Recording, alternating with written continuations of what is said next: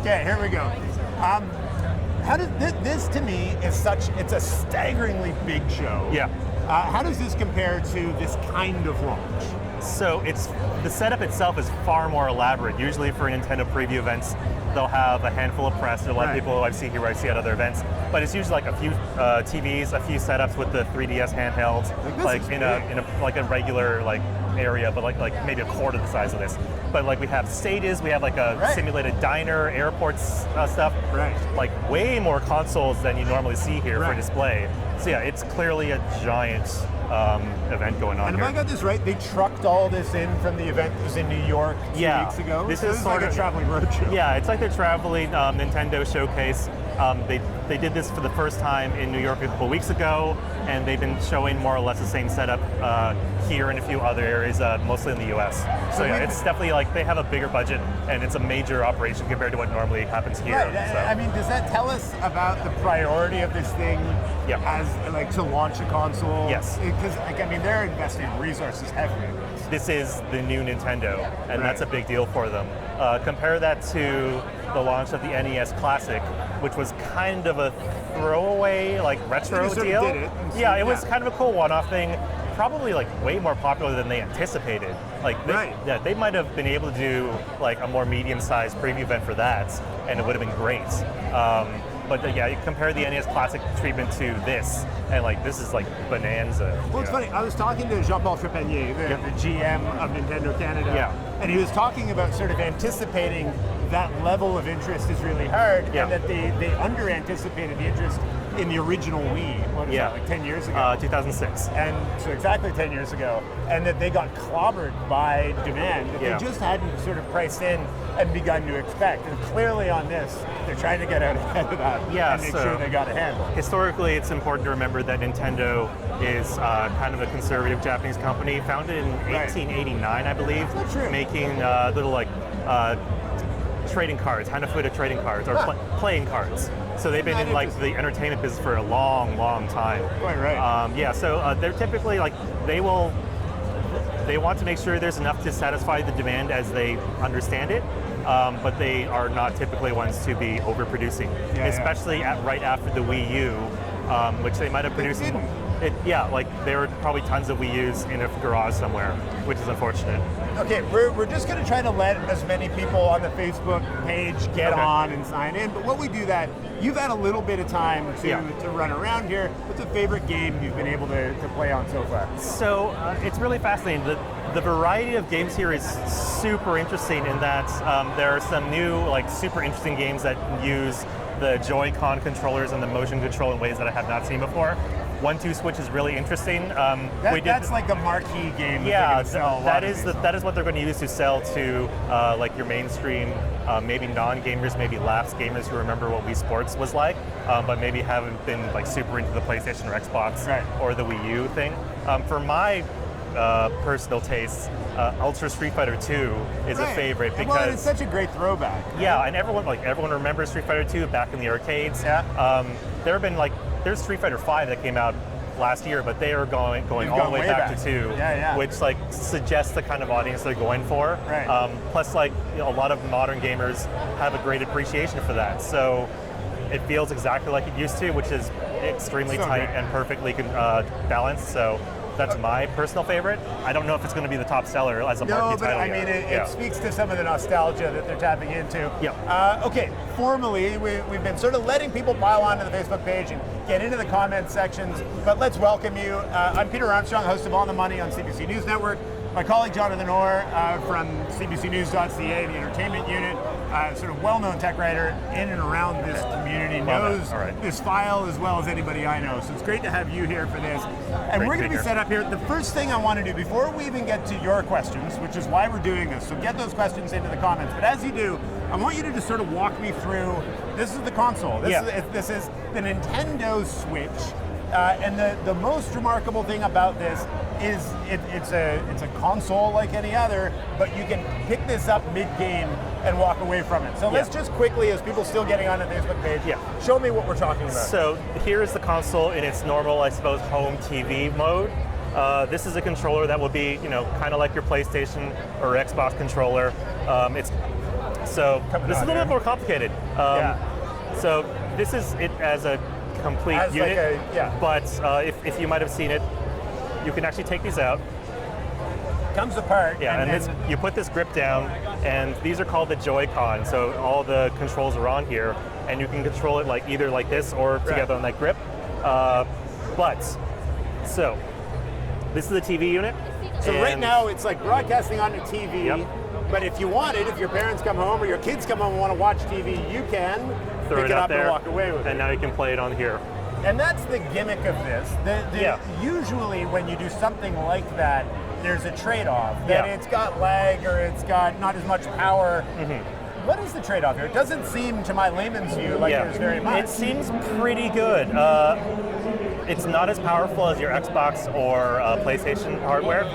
The big trade-off going from TV to the Switch, the handheld version, is that this will typically be at 1080p, and the screen here is at 720. But the screen quality is actually quite good. It's a lot crisper and has better colors than the previous Wii U version. And just for comparison's sake, that's an iPhone 7 or iPhone 6 Plus, so it's a big screen. And when you add those, the Joy-Hand, what are they called? They're called the Joy-Con. The Joy-Con. Plural Joy-Con, no S. When you put them onto the side of it, it becomes a pretty substantial piece of machinery. So and then you put it fairly back in, easily. And watch how quickly it just connects back together. Assuming I do this correctly. And it's the TV takes longer than the machine to connect back through. And you can slap those back onto the controller, and away you go. So it's a pretty interesting piece of equipment. I want Joe, our cameraman, to just give us a pan of the room while Jonathan and I reestablish ourselves back over here, because just get a sense of what's going on here. There's tons of people in here. There's some media events and some people that have been able to get tickets in to try these out. This console doesn't go on sale until March 3rd, And so this is a real preview event for people in the industry and also fans that have been able to win tickets.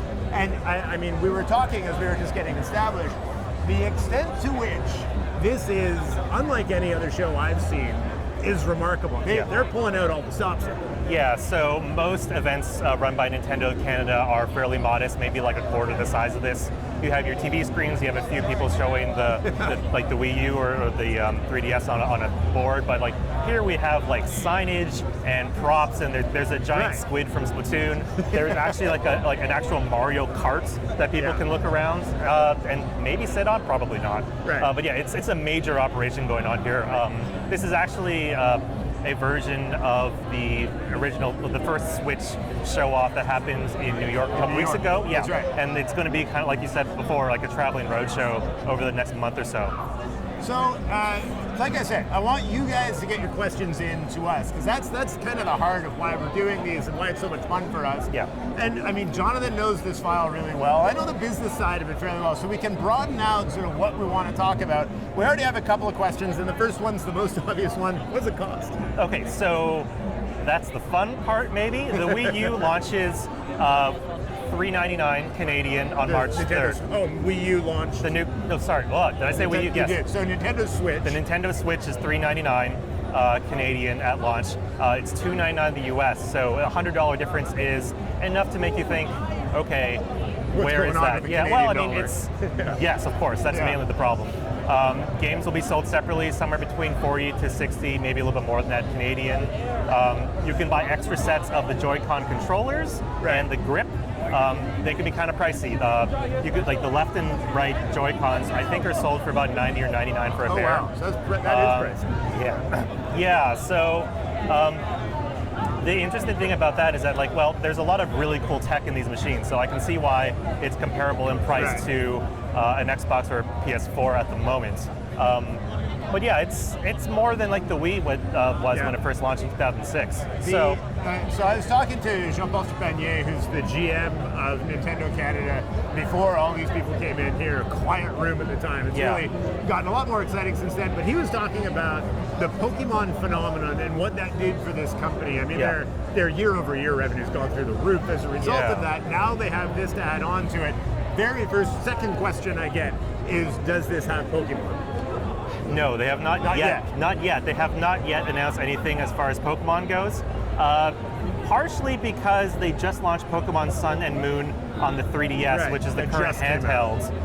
So my guess is that we might see 1 or 2 more Pokemon games on the 3DS handheld, which is where that series has always thrived. Remember, it launched in '96 on the original Game Boy. I'd be curious to see what happens next, because the idea of the Switch is that it will be, I think it's going to converge the handheld and the home console market. So yeah, like maybe in a year, maybe this holiday, we'll see a Pokemon game for the Switch, but that is pure speculation. There's no way to really know yet. Armand Bazaz asks, what does the online functionality look like, and how much does online cost a month? Do we know that yet? That's a fantastic question. We don't necessarily know yet. They've given very little information about that, actually. They have said that there will be an online subscription format similar to, you have to pay like about $60 or 70, I think, Canadian, to play Xbox or PlayStation Online. I don't know what that's going to look like. Nintendo has historically been anemic as far as online support for online multiplayer games. Yeah, like if behind us there's Splatoon, which is like a family-friendly, really like funky, fashion cool online shooter, but that's really been, like, in my mind, the first like online multiplayer success. We don't know. All we know is that if you subscribe to their online service, you're going to get 1 free classic game, like a Nintendo or Super Nintendo game, to play for that month. Other than that, we really don't know. That speaks to some of the interest we're already getting in a lot of these questions. Steve LaDurante, some guy I've never heard of. Yeah, it's okay, newbie. Okay, sure. Yeah. Steve asks, can it play older games from older systems?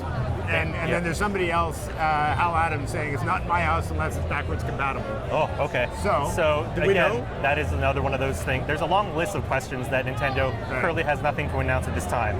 They have said somehow that in a way that they're looking at the Virtual Console, which is what they call their other systems were able to buy and download NES or old Super Nintendo or Game Boy games. We don't know what that's going to look like on the Switch.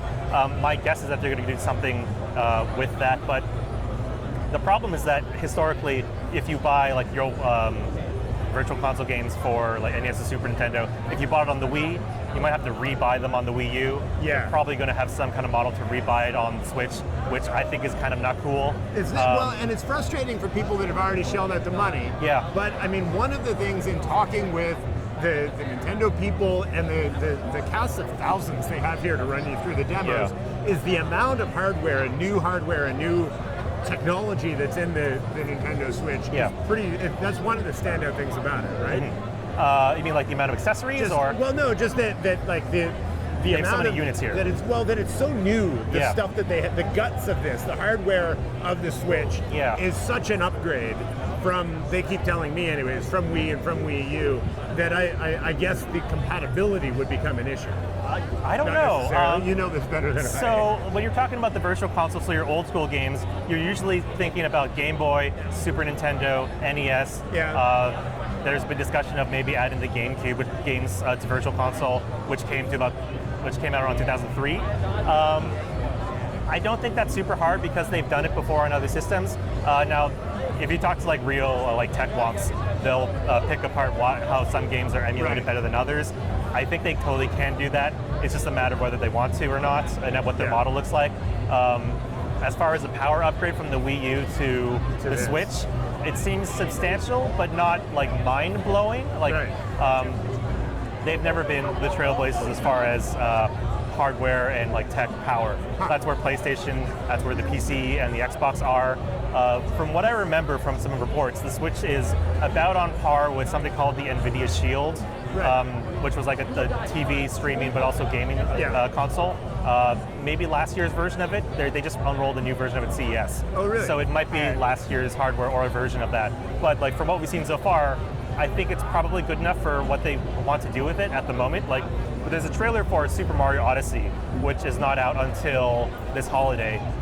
It looks more or less comparable to what Super Mario 3D World looked like on the Wii U, which still looks fantastic, which is more testament to their incredible like level design, art design.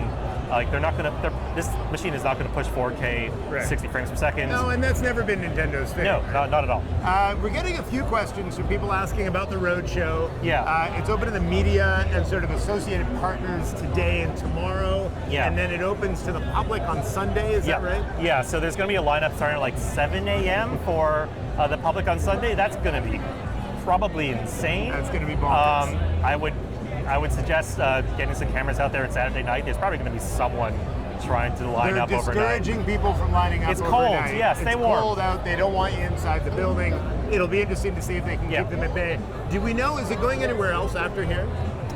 Yes, it's a bit of a roadshow. I think this is the first of, well, New York was the first big event. The big one. This is the first after that, so the second, I believe there's about 6 to 8 other areas. Any of them in Canada? I think this is the only Canadian stop. I might be wrong on that. We'll look into that and we'll put it back into the comments because I know it was Casey Bullhound, I hope I got your name right, who asked that question. Well, I'll find out that answer. I'll respond to your comment afterwards when we're done. Nintendo does have a site with all of their dates and locations, so check that out. You can just check that out for yourself. But I'll put it into the comments as well.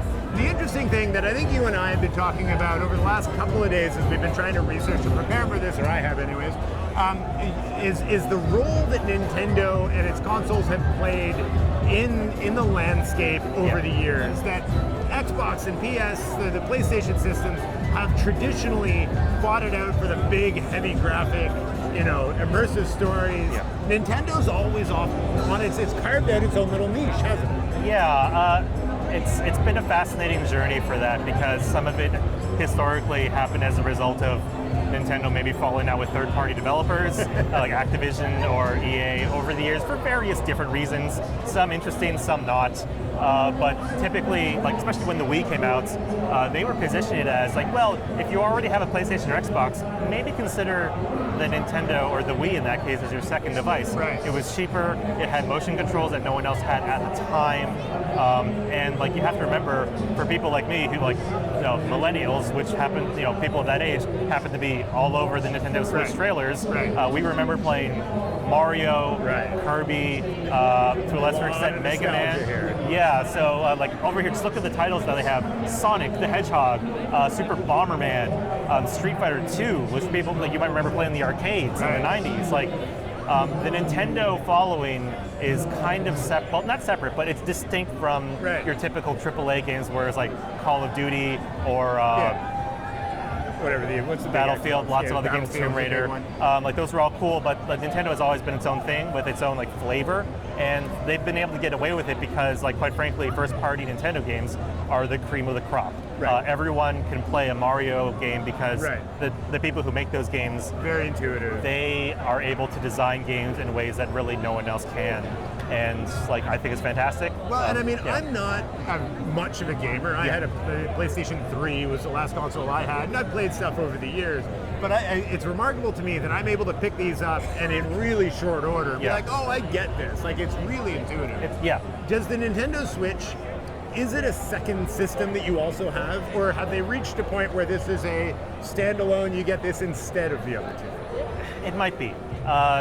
That's one of those things that really remains to be seen. Right. Well, and it's going to be the great test. Yeah, and that's the big question as far as pricing goes. Now, Nintendo always manages to do their own thing, and usually they do all right. So all the speculation from investors are people like us. Who knows? Right. But at $399, it's around at $399 without a pack-in game. It's around the same price as an Xbox One or a PS4, which will typically come with a really good game packed in already. So that is a major question. We don't know yet. That seems at the same time, if you are into games, you might want an Xbox or a PS4 alongside a Switch because, as I said before, Nintendo does things that no one else does. Right. And if you're a discerning gamer, you might feel as though you can't miss out on it. Right. But at the same time, at that price, you might have to wait maybe about a year until there are about maybe 4 or 5 games that you really want. For my rule of thumb is don't buy a new system until you can see 5 games there that you want to play. Otherwise, you're paying between $500 to $600 for one game. And if you're willing to pay that much for The Legend of Zelda: Breath of the Wild, then go for it. Yeah. But that's a slightly smaller slice than what they're going for probably. In the first 6 months, who knows? one of the complaints or criticisms that we saw in the reviews leading up to this was that there weren't going to be a whole ton of titles at launch. But I look around this room, all of the big names, Zelda, as you say, Street Fighter, the new games of 1-2 Switch, ARMS that I was playing earlier, which is a ton of fun. They've got all the big names, they got a couple of new ones, and these are all either at launch or in the first couple of months. Is that a response, or was that criticism right at some point, or did we just get that wrong? Yeah, I mean, like, that has been, like, the games that are here are what they announced back when people were criticizing the launch. So, like, between 5 to maybe 10 or so now, it's about what it is. It's one of those fascinating things because I feel like the launch titles have been like interesting to set the tone of what this console is about. But like if you look over maybe the first year, that's maybe what you're looking for as far as the library goes. Because like the Switch really launches, the marquee title is Legend of Zelda, Breath of the Wild for hardcore gamers, which is also coming out for the Wii U. So maybe you just want to, if you have a Wii U, which not as many people have, you might just want to get Zelda and you could skip the Switch entirely. It also comes with 1-2 Switch, which is a fascinating collection of mini games. The thing is, like, there's about a dozen games here, about 10, between 10 and a dozen. I feel like a lot of these games are for different markets. So it's you amazing, right? You might, sure, but if you're buying a Switch, you might only be interested in maybe 3 out of 10 of them. Like, I see what you're saying. If you're buying it for Zelda, maybe Sonic Mania, maybe Street Fighter 2, also Puyo Puyo Tetris, which is a fantastic puzzle game. First time coming from Japan here is on Switch. Maybe you're not in Skylanders. Maybe you've already played Skyrim. But maybe this is the thing, is you look at it as limitation. I now have kids. And I know people who will be looking at this as a parent that can I get a game that I'd be interested in playing, but I can also have my kids, you know, and I think there is a breadth of that, which would actually speak to some of their market that they're looking at. It's the thing that Nintendo is no longer the only game for like family-friendly, good, well-designed games because you can get Minecraft anywhere now. The Lego games are on all the major consoles and they're all pretty good. There's a wider breadth of material out there, especially not even to mention the App Store and like smaller size games where if you already have a smartphone that's capable of playing it, you don't have to shell out $400 for a new console. I've had more games on this than I used to have on my old. I'm playing more and more games on my phone, which like a year ago I would never have thought would happen. So Nintendo, like its first party, best of the cream of the crop. Can't find anywhere else, but there are more options for families than ever before. Nick Mandel asks, how portable is the screen portion that we sort of demoed at the beginning there, and whether it's SIM card capable? They're getting into the specifics on its online ability. Do we know that yet? So a SIM card, that's a phone, right? That's right. Look at my well, because it's interesting whether they go Wi-Fi or they go SIM card. And we don't even know the specs of its online capability yet. Yeah, we don't really know. Well, we don't, the details of which we are unaware. Listen, the answer to that is we don't know on the SIM card. They have said nothing about a SIM card. They've shown very fairly in-depth specs, so I saw nothing about a SIM card slot, so my safe bet is no. There's probably someone who can more definitely say no, they will not, but there's been nothing about that so far. I kind of doubt it. I don't know if that seems like a pond that they wouldn't dip their toe into at all. Though on the core of the question of how portable is it, it's remarkably portable. And to be able to just pull it straight out of its dock, its bed, and walk away with it, get into the car or go ride in the streetcar or the subway or the train, whatever it may be. I'm frankly kind of knocked out at just how I can see somebody saying, hey, why don't we do a thing that you can just pull it out and play with, and it then having all kinds of lag, and it pausing and jerking. It just jumps screen to screen. Certainly going from TV to screen, there's no jump at all. It's pretty amazing. It's pretty cool. It's the screen itself, or the Switch itself, which the Switch is the tablet really. It's about the size of an iPad Mini, somewhere between an iPad Mini and a large size and a regular iPad. Very thin. The screen is about the same size as the screen from the Wii U gamepad, but just take out that inch-thick bezel. That's right. So it's really nice and svelte, as I suppose you might call it. We don't know I don't have a good sense of how much it weighs because every unit here is latched super hard and locked on like these metal casings, so nobody can presumably run away with it. I just want to reset to let everybody know where we are, what we're doing. Peter Armstrong, the host of On the Money, the business show on CBC News Network every night at 7 p.m. Eastern Time. Jonathan Orr from the entertainment unit, as accomplished tech writers we have around.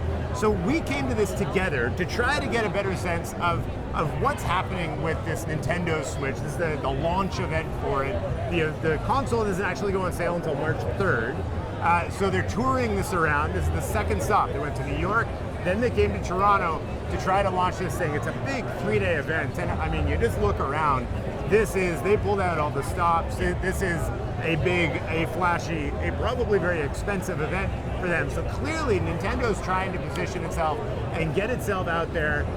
And it's a weird time. It's not like they're leading up to Christmas. It's not like they're leading up to, summer that you take it away. It isn't a fantastic time to launch it, but they're also launching in something of a vacuum. There's not going to be a lot else out there. Yeah. This is going to generate an awful lot of buzz. It's a fascinating window because I've been speaking to some developers, and my sense is that they wanted to get the Switch out there not too early, like not too long ahead of their launch, because typically with like PlayStation, Xbox, or like PC things, they'll launch the new hardware. It might be like 2 years before it hits the stores. Really? So like at E3 summer last year, Xbox mentioned Project Scorpio, which is basically Xbox on steroids. It's not out till like this holiday, right? So it's like 12 to 18 months. They had the trailer for the Switch about December or so, and it comes out in March. That's really quick. That is pretty quick. Which also means that developers are kind of scrambling. If Nintendo is reaching out to developers now, they're like, well, do you want to be in launch window? That means we only have maybe 6 to 8 months to get their game out if they're already working on it. So yeah, it's fascinating. I don't really know. You're right. Getting it out in March is interesting. As for a hardware launch, like consoles typically are aiming for the holiday. My guess is that Nintendo wants to get their thing out there. People have a better idea of what it is and what it plays like, what it looks like, so that by holiday they'll have a good suite of more first-party, awesome, like must-have killer apps. It'll be better positioned by then. It's just a matter of building up the hype. Perhaps more naturally. Bonnie Bonser Noseworthy has this interesting comment that we need more games in this stressful era. Can you talk to the market for gamers? The notion that are we in kind of the golden age of gaming, right? Like the power of these consoles, the portability of them is kind of remarkable. So the variety, right? So you have on the high end, you have your PC games, which can push more pixels than any other console out there for like a couple $1,000s or less, depending how you want to, rejig your processors. You have your PS4, you have your Xbox kind of at the mid-market. You have virtual reality, which is a super fascinating new era of gaming that does things no one else can do. Although, like for like good VR, you're talking about $1,000 and up, in addition to whatever machine you're running it on. And then you have your apps. Like they're really good games. They're really good free-to-play games. IDOS Montreal, like a great Canadian studio, they've been making these games based on their other properties. So Hitman Go, Lara Croft Tomb Raider Go, like they've been winning awards all over the place. Long circuitous way to that answer. So the phrase I hear all the time is there's never been a better time to play video games now, and that is true. It's also arguably maybe a little confusing because the market can be kind of crowded. It's harder than ever if you're just going to go online onto Steam, which is like the PC storefront for games. What do I play? I don't know. There are like thousands of games out there.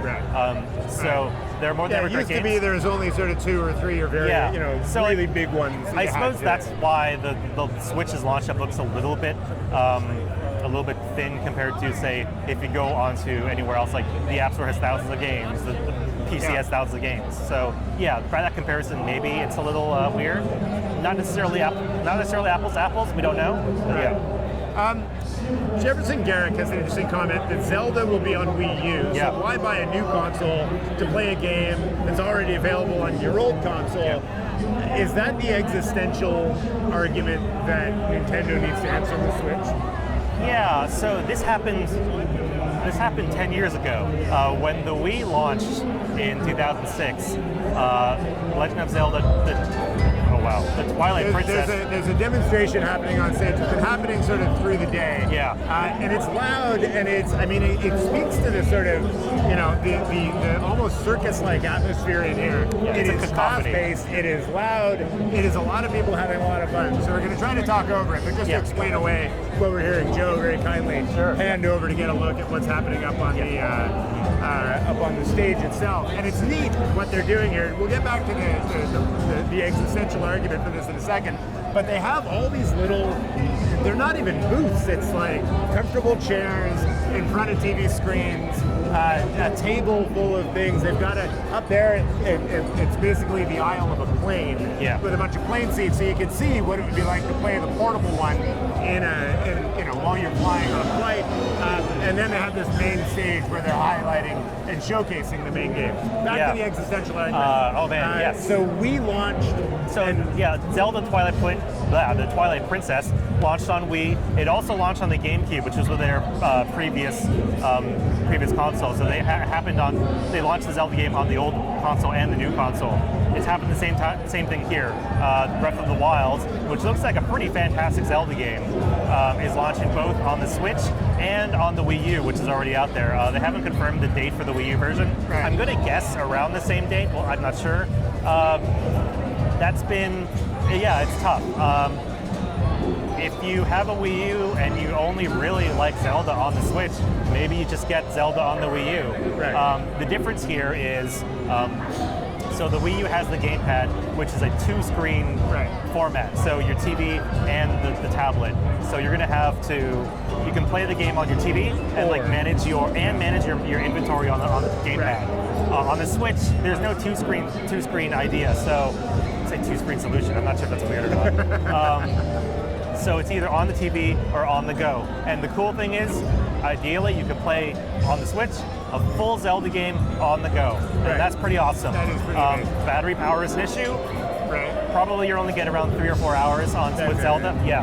So you might need to have a power pack or something handy. It charges via USB-C. USB-C. Wow. Your USB-C. So that's okay. But it's an interesting thing. I will be interested to read the reviews that get a better sense of does Zelda work better on the Wii U with two screens or not. So maybe that's the way to go. But at the same time, you want to launch with a new Zelda game, so it's here. We have a provocative question here from Linda Boulder, who says, just get yourself a PC and Steam and you'll never look back. Nintendo, PlayStation, Xbox are dead. That's a broader debate, but the tenets of it are the legit. There's a healthy debate there. There's a lot of stuff to talk about in that debate. Yeah, sure. PC gaming is better than it has ever been. You can get tons of really awesome games for not that much money. Hardware is one of those things where it really depends on what you want to do. If you want to go high end for PC gaming, that can get really expensive. Or you can get a fairly basic PC these days and play most games, especially World of Warcraft, Minecraft. I'm a big fan of Diablo. You can get those. Hearthstone is huge. You can play those on very similar, not high-end computers. But the graphics aren't going to be as good. They can be. It depends. There are people who can tinker with hardware a lot. I have a PC that I built myself. The higher end you go, the more expensive it gets and the more complicated it gets. The big argument about consoles is that for people who don't want to have anything to do with it, they don't want to open up their towers, they don't want to unscrew anything on their laptop or whatever that matters. You just plug and play and go. And increasingly, maybe not increasingly, there are, every console wants to sell their console with exclusive titles.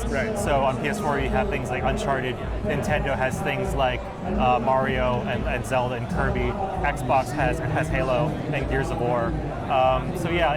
Whether those games are the things you want, then you'll be into that. But she's right. PC is totally viable if you want to go PC only. Although, think about nowadays, some people might only have a tablet or a phone. Some people don't have a desktop anymore, which blows my mind. So maybe that's a different proposition than it was a few years ago. Oh man. Nick Gervais asks, will Switch take over for the stagnating handheld? Does this stand a chance of owning the sort of handheld space because it can do both? and it does both fairly well. So when you say handhelds, typically that's been Nintendo's game for decades, since the Game Boy came out. There's really been no other real long-term competition for handheld. Sony has the PSP and the Sony Vita, which were very cool systems, but never really made it outside of Japan. I think the bigger question is for mobile. Who knows? I might want to come back to that, because that's way more complicated. Is this what game are they promoting? They're currently promoting The Legend of Zelda Breath of the Wild. You can barely hear us over this, because they're launching, this is the Legend of Zelda trailer, I guess, right? Yeah, there's a dude dressed up as Zelda in shades. There's a dude dressed up in Zelda. I feel kind of uncomfortable about it. It's really quite something. Yeah. But yeah, just to sort of acknowledge what you're hearing going on behind us. Yeah. And this has been going on for a few hours now. It's going to continue the rest of the day today, all day tomorrow, all day Sunday. I'm assuming the volunteers that are working here are going to be in earplugs by the end of the weekend. Oh yeah, all power to them. Back to your last question. So the handheld market really is Nintendo's. The 3DS. My theory is that, so they've said they're still supporting the 3DS, which of course we're going to say that, because they have tens of millions out there. In a year's time, maybe it's going to be the Switch. I think the big marker or the indicator, from the first question, is what will the next mainline Pokemon game be on? Right. If it's on the 3DS, that means I guess we're going to keep on supporting 3DS. Right. If it's on the Switch, that means all their games are here. Yeah, well, and I mean, Nick followed up saying Nintendo sold so many handhelds. Going Switch as their new mobile platform will allow them to sell many more to replace those old DS handhelds. I imagine there is a bit of that they will be phasing out a lot of the people buying that, phasing in people buying this, or at least that's what they hope. Yeah. We'll have to watch. But the thing is that the Switch is it is not quite like their other handhelds. It's $400 as opposed to maybe $250 for a 3DS. It's a high-powered system that can maybe only last 5 hours without a battery, whereas infamously the Game Boy could last 10 or more, or even 20 on a couple AA batteries. So I don't know. That's an interesting thing. We don't know yet. I would love to see how they figure that out. One of my favorite things about doing these Facebook Lives is talking to our audience and talking to your audience and having some crossover. There's a question here that, I'll be totally honest, Dave Jacobs, I'm not sure what this means, but Jonathan probably does. Oh, great. Can I run Linux on an old console? If so, which one? Oh, jeez.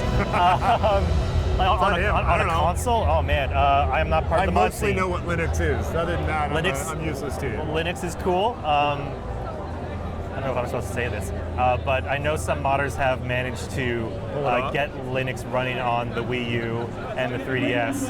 I'm not going to say where one finds those instructions. It's not my scene. I don't know. My guess is if you're looking for that, you'll be able to find people who can help you, no matter what kind of machine you're working on. Although, the PC market is so open, maybe just try there. Android boxes, Raspberry Pi machines, that's where you want to do your cool homebrew stuff. Yeah. Elizabeth has a complaint. She says, I tried to pre-order one, and Nintendo only sent so many. Now I have to wait until another day, and I'm so mad. Is that a common problem? Have you heard this rumbling around? Supply has been an issue. Although, my first rule of thumb is don't pre-order games, because you never really know what it's going to be like. Fair enough. It's like buying the Forrest Gump chocolate box without opening it. I don't know.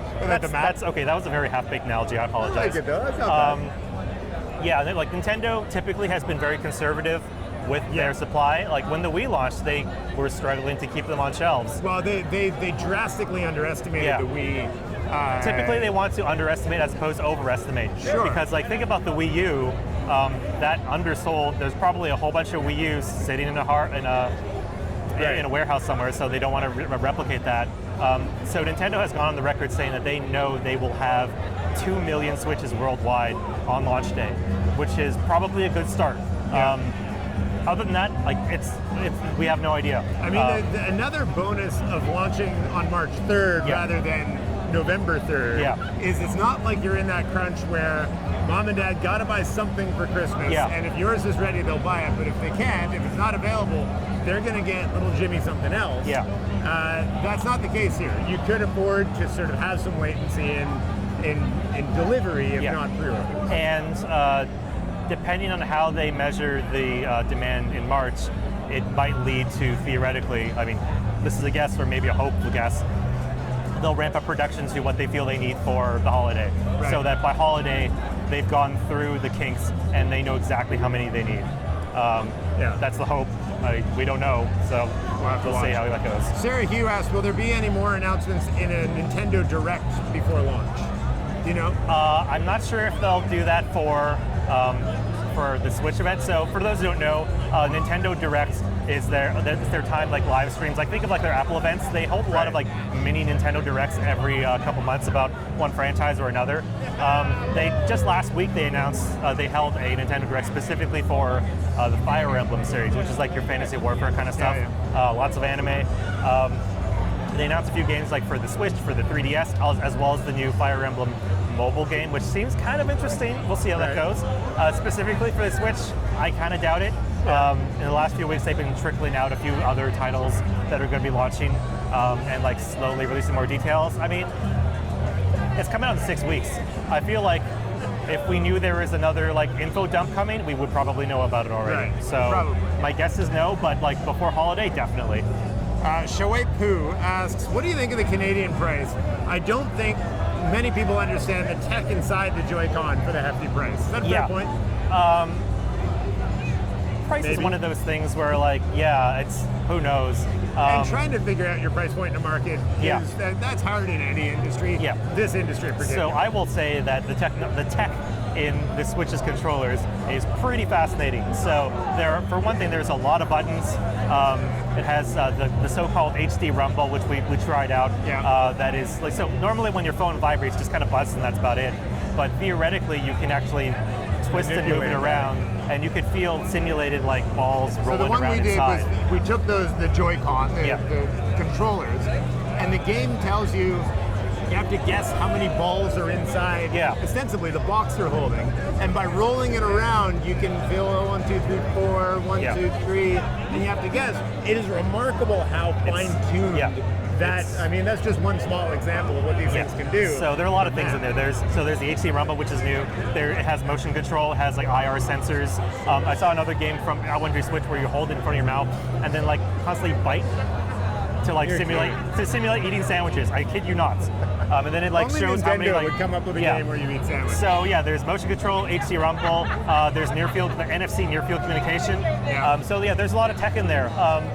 The question is like how many consumers are going to get the most out of all of those uses? I don't know. Like from a tech perspective, like the controllers are good. The screen is really nice, like much noticeably better than the Wii U screen. Like I could see them asking that price. It's one of those things. Also remember, Nintendo does not take a loss in their consoles. They always sell them at a price point where they can make their money back, right? So if that's their continuing philosophy, that's what it's going to be like for now. So I'm just going to reset again.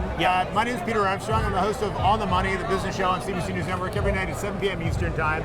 Jonathan Orr is one of our writers in the entertainment unit at CBCNews.ca.